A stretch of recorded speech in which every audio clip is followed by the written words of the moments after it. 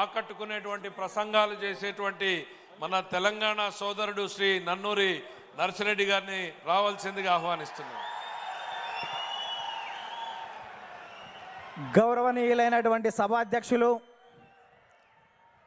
జాతీయ తెలుగుదేశం పార్టీ అధ్యక్షులు, భారత రాజకీయ ధృవతార మన ప్రియతమ నేత నారా చంద్రబాబు నాయుడు గారికి నిందలు, అపనిందలు, దాడులు, ఎదురుదాడుల మధ్య ఎదిగి అపనిందలు, దాడులు, ఎదురుదాడుల మధ్య ఎదిగి యువగలమై నవగలమై జనబలంతో సాగుతున్న మన నేత, యువనేత నారా లోకేష్ గారికి, వేదికపై ఉన్నటువంటి అతిరథ మహారథులకు, సభా ప్రాంగణంలో ఉన్నటువంటి అతిథులకు, గ్రామాల నుంచి, గడపల నుంచి, తండాల నుంచి, తాలూకాల నుంచి, హైవేల నుంచి, బైపాసుల నుంచి, వివిధ రాష్ట్రాల నుంచి, వివిధ దేశాల నుంచి పసుపు జెండాలతో పయనమై వచ్చినటువంటి తెలుగుదేశం పార్టీ కుటుంబ సభ్యులకు, పత్రికా విలేకరులకు, మీడియా ప్రతినిధులకు, సోషల్ మీడియా సోదరులకు నమస్కారాలు. అందుకనే చెట్టు మీద కూర్చున్నటువంటి పక్షి కొమ్మ బలాన్ని నమ్ముకోదు, రెక్కల బలాన్ని నమ్ముకుంటుంది. తెలుగుదేశం పార్టీ కార్యకర్తల బలగాన్ని నమ్ముకుంటుంది. కాబట్టి కార్యకర్తలే ఈ పార్టీకి ఇంధనం. అందుకే మీకు నా తొలి వందనం అని ఈ సందర్భంగా గుర్తు చేస్తున్నాను. అద్భుతమైనటువంటి వాతావరణం ఇది. మొన్నటి వరకు ఒక రకంగా ఉండే, మా కాడ ముక్కోడు పోయిండు, మీ కాడ తిక్కోడు పోయిండు. ఇవాళ ముక్క ఆయనేమో లిఫ్ట్ ఇరిగేషన్, తిక్క ఆయనేమో ఆత్మలతోటి మాట్లాడేటువంటి పరిస్థితి ఏర్పడ్డది. ఈ సమయంలో జనం కోసం, జాతి కోసం, పేదల కోసం, బీదల కోసం మహానాడు ఏర్పాటు చేసుకొని అధికారంలో ఉంటే ప్రజలకు చేయవలసిన దాని గురించి, ప్రతిపక్షంలో ఉంటే ప్రజా సమస్యల మీద మాట్లాడేటువంటి ఈ మహానాడు వేదికపై, ఈ మహత్తరమైన వేదికపై తెలుగు జాతి విశ్వఖ్యాతి అనేటువంటి అంశం మీద ఈ తీర్మానాన్ని బలపరిచే అవకాశం ఇచ్చిన బాబు గారికి ధన్యవాదాలు.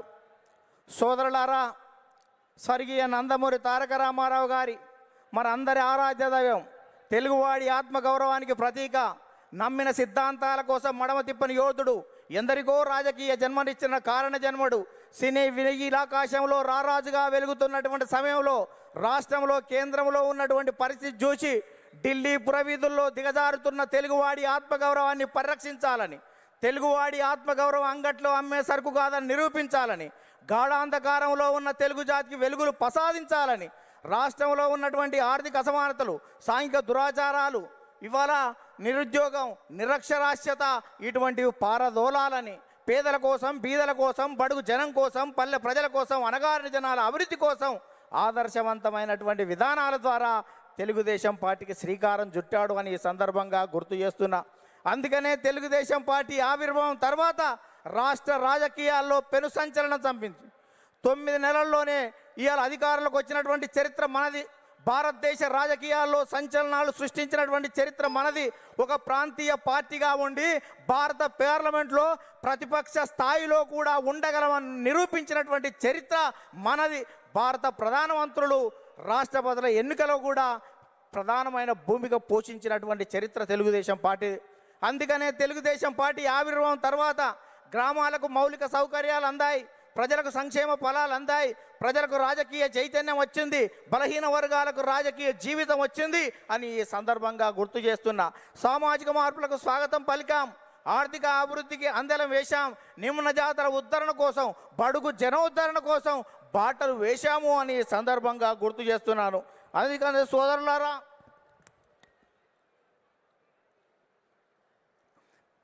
బడుగు జనోద్ధరణ కోసం బాటలు వేశాం.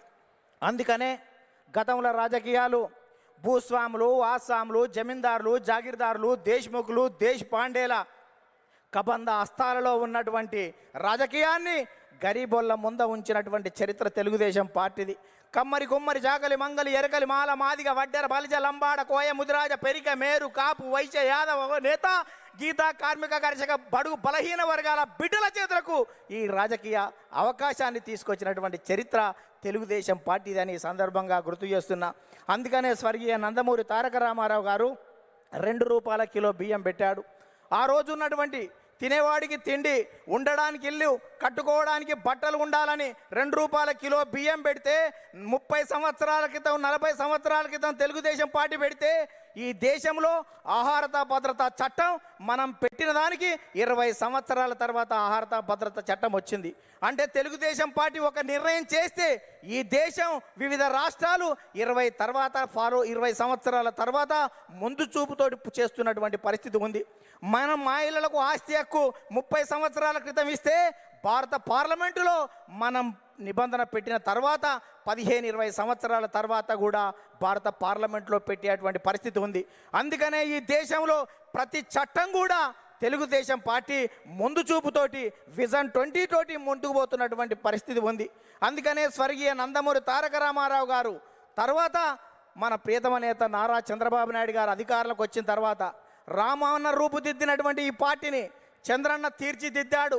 అందుకనే విద్యకు ప్రాధాన్యత ఇవ్వాలనే ఉద్దేశంతో ఇవాళ సమైక్య రాష్ట్రంలో 23,000 పాఠశాలలు, 1,047 ఉర్దూ పాఠశాలలు, 40 రెసిడెన్షియల్ పాఠశాలలు, 4,352 అప్పర్ ప్రైమరీ స్కూళ్ళు, 906 ప్రైవేట్ జూనియర్ కళాశాలలు, 362 ప్రభుత్వ జూనియర్ కళాశాలలు, 131 ఇన్సెంటివ్ జూనియర్ కళాశాలలు, 1,295 డిగ్రీ కళాశాలలు, 275 బీఈడి, 276 ఎంసీఏ, 206 ఎంబీఏ, 188 ఇంజనీరింగ్ కాలేజీలు, ఇవాళ 26 మెడికల్ కాలేజీలు, 24 ఫిజియోథెరపీ కాలేజీలు ఏర్పాటు చేసి, 31 నర్సింగ్ కాలేజీలు ఏర్పాటు చేసి, 31 ఫార్మసీ కాలేజీలు ఏర్పాటు చేసి, ఇవాళ 1,60,000 టీచర్ పోస్టు భర్తీలు చేసి, 60,000 విద్యా వాలంటీర్ల నియామకం చేసి, కిలోమీటర్కి ఒక ప్రాథమిక పాఠశాల, 3 కిలోమీటర్లకు ఒక ఉన్నత పాఠశాల, మండలానికి ఒక జూనియర్ కళాశాల, రెవెన్యూ డివిజన్కి ఒక ఇంజనీరింగ్ కళాశాల, జిల్లాకు ఒక మెడికల్ కాలేజీ ఏర్పాటు చేసి 17% అక్షర శాతాన్ని పెంచి ప్రపంచవ్యాప్తంగా వస్తున్నటువంటి అవకాశాలని పునికి పుచ్చుకొని వెతికి పట్టుకునే దమ్మును, ధైర్యాన్ని, చైతన్యాన్ని,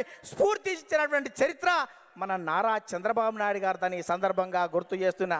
అందుకనే యువత నేడు నారా అంటే రా అని పిలుస్తున్నటువంటి తరుణం ఆసన్నమైంది అని ఈ సందర్భంగా గుర్తు చేస్తున్నా.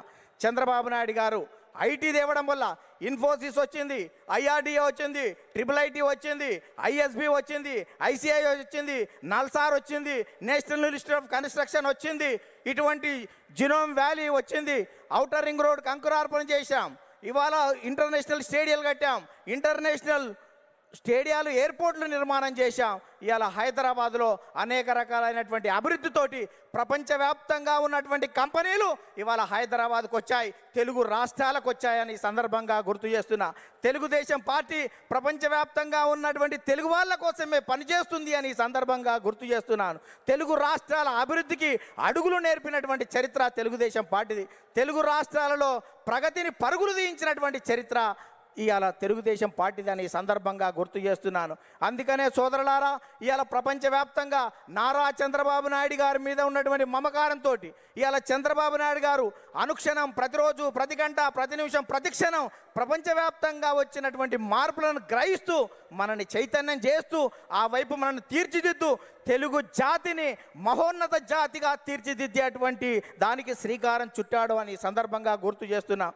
అందుకనే తెలుగుదేశం పార్టీ 20 సంవత్సరాల క్రితం చంద్రబాబు నాయుడు గారు జినోమ్ వ్యాలీ పెడితే కోవిడ్ టైంలో వ్యాక్సిన్ జినోమ్ వ్యాలీ నుంచి వచ్చి భారతదేశం మొత్తం ఇవాళ గర్వించదగ్గటువంటి వ్యాక్సిన్ 20 సంవత్సరాల క్రితం చంద్రబాబు నాయుడు గారు పెట్టిన జినోమ్ వ్యాలీలో తయారయ్యింది అంటే దేశం మొత్తం కూడా చంద్రబాబు నాయుడు గారికి ధన్యవాదాలు చెప్పవలసినటువంటి అవసరం ఉంది అని సందర్భంగా గుర్తు చేస్తున్నాను.